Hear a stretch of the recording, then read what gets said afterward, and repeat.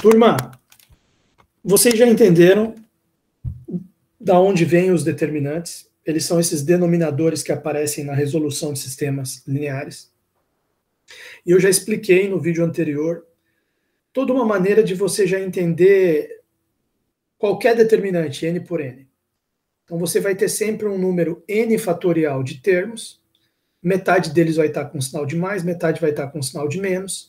Você pode usar por 2 aquela regrinha básica de multiplicar em cruz, por 3 aquela regra que o pessoal chama de Sarros, e por 4 em diante aquela ideia do desenvolvimento de Laplace, que você escolhe uma linha, uma coluna, e vai indo nela, calculando o determinante 4x4, 5x5, você reduz uma ordem, tá? E reduz quantas ordens você quiser, aplicando o desenvolvimento várias vezes, tá?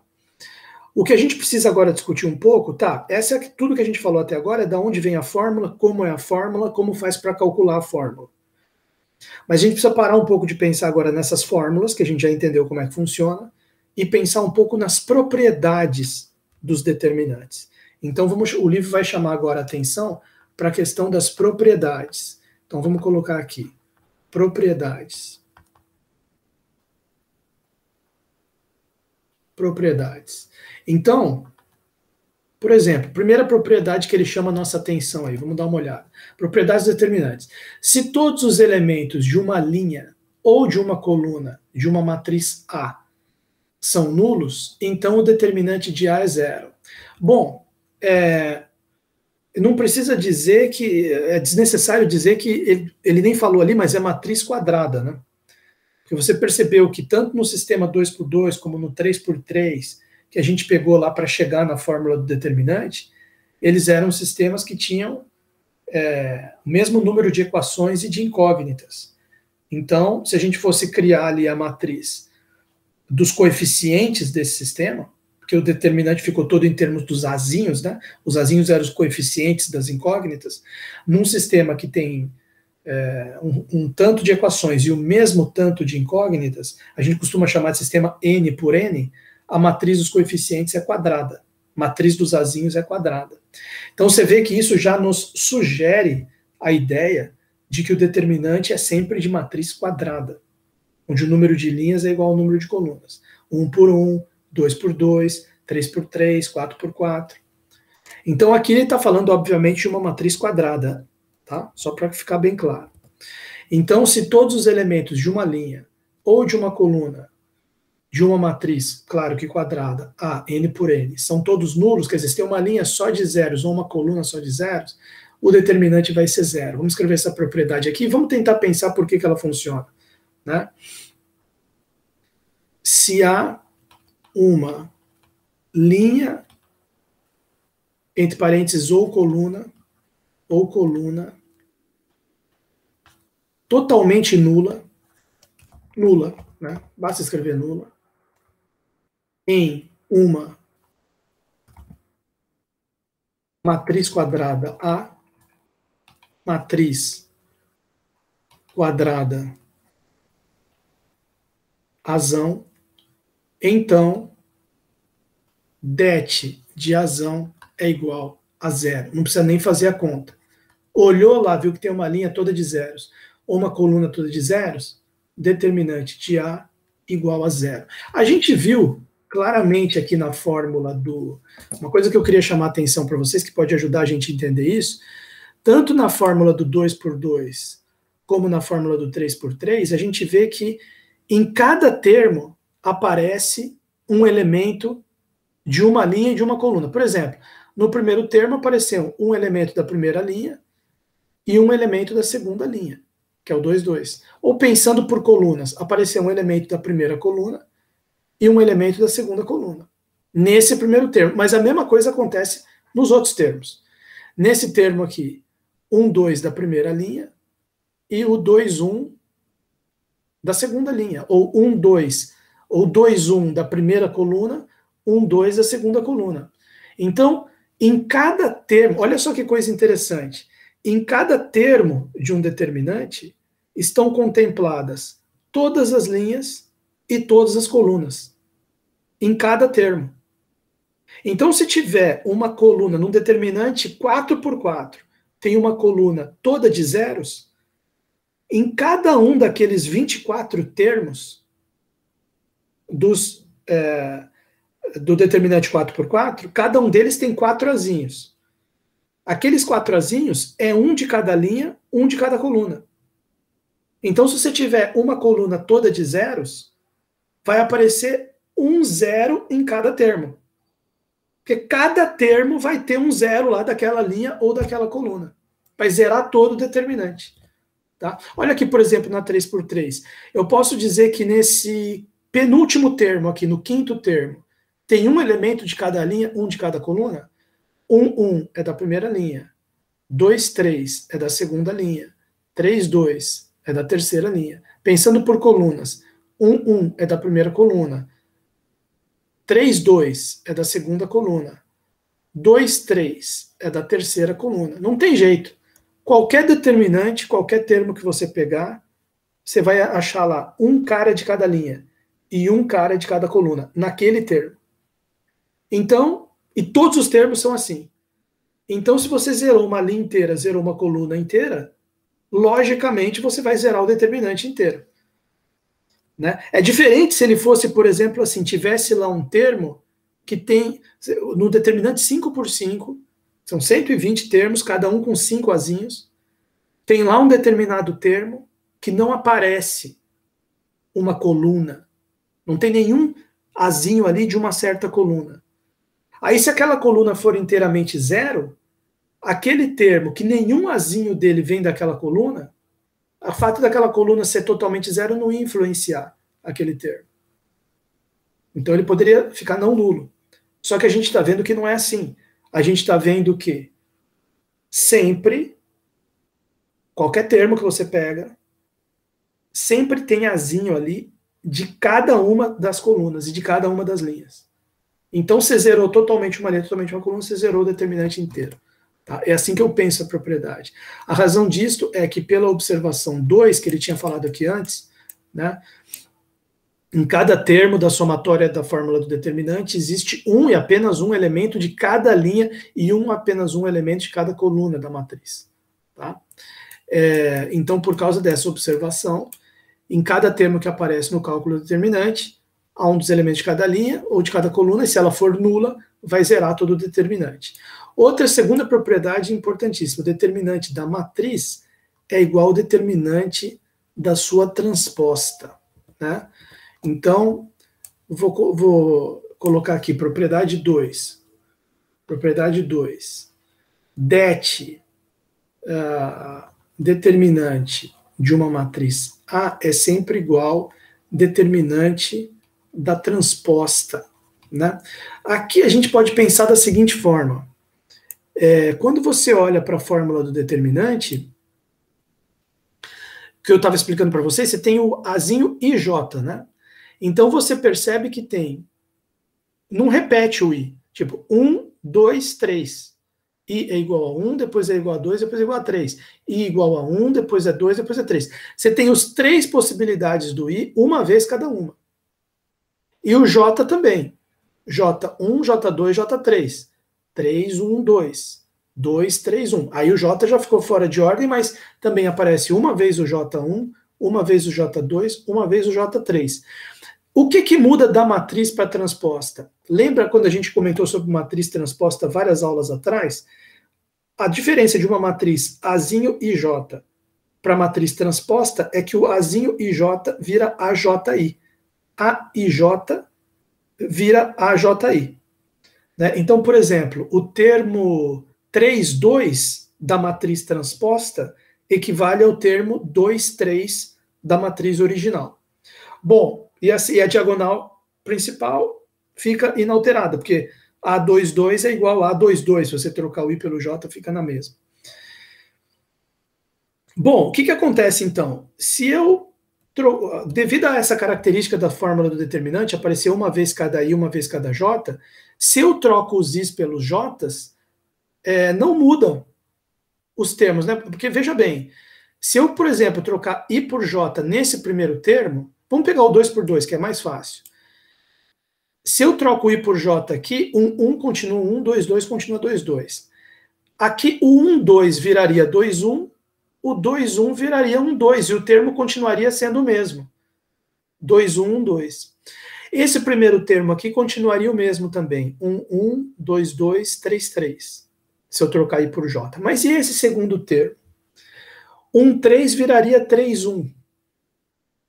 Certo? 1, 3, 3, 1. Olha, esse A1, 3 virou o A3, 1. O 2, 1 virou 1, 2. Virou esse cara aqui. O 3, 2 virou 2, 3. Virou. Esse termo virou esse. E esse termo aqui vai virar esse. Então, dos três positivos, a hora que eu troco I por J, um termo fica igual, o outro vira um vira outro. E continua tudo a mesma. Tudo na mesma. Né? Agora, e aqui embaixo? 2, 2 continua 2, 2. 1, 3 vira 3, 1. 3, 1 vira 1, 3. Esse termo continua o mesmo. 1, 1. 2, 3, 3, 2. Também continua o mesmo, né? Porque 1, 1 continua 1. O 2, 3 vira 3, 2. O 3, 2 vira 2, 3. E o termo continua a mesma coisa. 1, 2 vira 2, 1. 2, 1 vira 1, 2. 3, 3 continua na mesma. Então, você trocar I por J nessa fórmula, não surgiu um termo diferente do que tinha. Apenas mudou, esse termo vem para cá e esse termo aqui vem para cá. Então, em vez de eu somar esse mais esse mais esse, eu vou somar esse mais esse mais esse, mas o resultado final vai ser o mesmo, entendeu? Então, estou tentando, não é bem uma demonstração, mas já é indicando para vocês por que dá certo a propriedade, tá? Bom, tá aqui, ele vai fazer vários comentários aqui, depois vocês leiam. Eu quero só terminar essa aula terminando de comentar cada propriedade, né? Deixa a demonstração para vocês estudarem. Se multiplicarmos uma linha, olha bem isso aqui, se multiplicarmos uma linha da matriz por uma constante, o determinante fica multiplicado por essa constante. Não é se você multiplicar a matriz inteira por uma constante. Aí o determinante vai multiplicar por constante elevado a n. Se você multiplicar só uma linha, o determinante, se você multiplica só uma linha por k, o determinante já fica multiplicado por k. Se você multiplicar só uma coluna por k, o determinante já fica multiplicado por k. Por que isso acontece? Pelo que a gente já comentou antes. Em cada termo do determinante, aparece um termo de cada linha. Aí, por exemplo, primeira linha, ela foi contemplada aqui nesse A1, 1. Nesse segundo termo, ela aparece aqui no A1, 3. Nesse último termo, aparece aqui no A1, 2. A primeira linha está em todos esses três termos. E está nos três negativos também. 1, 3 aqui, 1, 1 aqui, 1, 2 aqui. Aí eu pego a primeira linha, multiplico ela por 2. Dobro ela. Então vai ficar vezes 2 aqui, vezes 2 aqui, vezes 2 aqui. Imediatamente aparece um vezes 2 aqui, um vezes 2 aqui, um vezes 2 aqui, vezes 2, vezes 2, vezes 2. 6 números 2, um em cada termo. Eu pego esses números 2 e coloco em evidência. 2 vezes o det todo. Então, quer dizer, fácil de você ver que se você multiplicar uma linha ou uma coluna por k, vai aparecer um kzinho em cada termo. Você coloca ele em evidência, k vezes o det. Tá? Então, vamos deixar isso registrado aqui na lousa. Essa é uma propriedade importantíssima também. Olha só, 3. 3. Se você fizer k vezes uma linha, k vezes linha, implica o det vai ser multiplicado por k também. K vezes det de A. Ou então, k vezes uma coluna, você também vai, isso implica que você vai ter que fazer k vezes o det de A, multiplicar o determinante por k. Isso que eu quis dizer com essa minha notação simplificada aqui, para ganhar tempo. Quarta propriedade. O determinante de uma matriz, quarta aqui, uma vez trocada, permutou duas linhas ou permutou duas colunas, ele falou de linhas aqui, mas vale para coluna também. Se você trocar de posição duas linhas ou duas colunas, o determinante troca de sinal. Aí deixa vocês pensarem isso aqui lá na fórmula, tá? Eu vou só escrever aqui. Troca permuta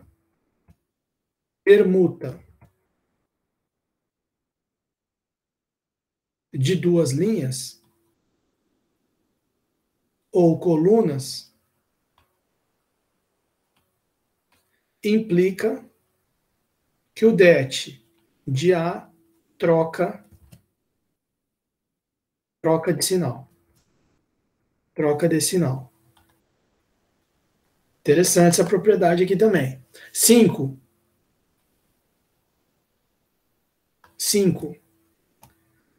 O determinante de uma matriz que tem duas linhas iguais é 0. Olha só. Isso aqui dá para você pensar lá na formulinha também. Imagina o que vai acontecer nessa fórmula aqui se você tiver duas linhas iguais. O que acontece nessa fórmula aqui? Ó? Se tiver duas linhas iguais. Né? Imagina, por exemplo, a primeira e a segunda. Então, aqui é A11 também. Então, aonde tiver A21, você pode colocar 11. Olha só que interessante. Certo? Aonde tiver A22, você pode colocar 12. Aqui ficaria 12. Certo? Aí você substitui tudo aqui e você vê que vai acontecer o quê? Vai zerar. Tá? Determinante de uma matriz que tenha duas linhas ou duas colunas iguais a 0. Outra maneira de ver que ele falou aqui na demonstração dele, né? Porque ele já tinha dito antes que se você trocar duas linhas, muda o sinal. Só que você vai trocar duas linhas iguais, se ela tiver duas linhas iguais, e a matriz continua a mesma. Mas mudou de sinal o determinante. Então seria assim, ó, eu já acho que assim é mais fácil de ver. Determinante de uma matriz tem duas linhas ou colunas iguais é 0. Então vou escrever assim. Se a matriz A tem duas linhas ou duas colunas iguais, isso implica que o determinante de A é igual a 0. Aí vou colocar uma OBS aqui, ó. OBS. Se você troca duas linhas, troca as duas linhas iguais. Permute as duas linhas iguais. A matriz continua a mesma, porque as duas linhas são iguais. Só que ela continua a mesma, só que o determinante trocou de sinal, porque você permutou duas linhas. Então fica assim, o det da matriz A fica igual menos det de A. Det da matriz com as linhas permutadas é igual menos o det dela mesma. O que equivale a dizer que se você passar o menos det de A para lá, 2 det, 2 vezes det de A é igual a 0. Então, isso equivale a dizer que det de A é igual a 0. Pronto, esse aqui a gente conseguiu demonstrar legal. Agora, 6, sexta propriedade. Só para a gente fechar aqui e fechar a aula. Cadê? 6, ele vai até a 8. Sexta. A sexta é o seguinte, ó. Você está vendo o que é isso aqui, né? Você tem dois determinantes e você... Só que a única diferença entre esses dois determinantes é uma linha. As outras, todas as linhas são iguais. Né? Olha lá, N1, N1, NN, NN. A1, A1. As duas linhas são diferentes, você soma. Aqui.